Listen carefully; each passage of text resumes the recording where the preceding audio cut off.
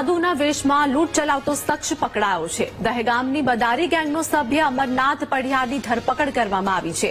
Bagodara police અને LCB આરોપીની ધરપકડ કરી હતી। અન્ય એક ફરાર શખ્સ અનિલ ચૌહાણને વોન્ટેડ જાહેર કરાયો છે।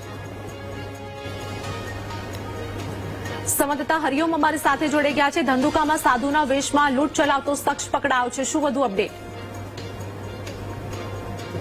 આ સાધુના છદ્મવેશ ધારણ કરી અને લોકોને લૂંટતા મદારી ગેંગનો એક સભ્ય એલસીબી અને બગોદરા પોલીસની સક્રિયતાના કારણે ઝડપાઈ જવાની ઘટના સામે આવી છે। જેમાં રોડ પર સાધુનો વેશ ધરી અને વટેમાર્ગોને ઉભા રાખી મંદિરનું સરનામું ના બહાને એમની પાસેથી સોનાની ચેન અને એની લૂંટ કરતા હતા।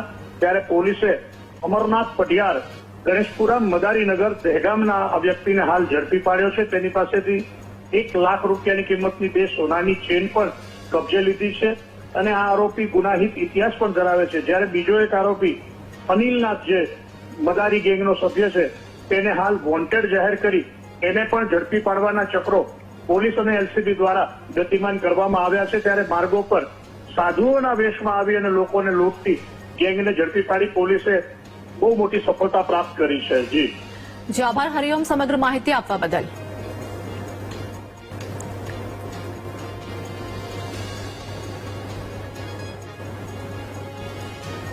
તો મદારી ગેંગના સભ્યની ધરપકડ કરવામાં આવી છે। મંદિરના સરનામા પૂછીને લૂંટ ચલાવતો આરોપીની ધરપકડ કરવામાં આવી છે।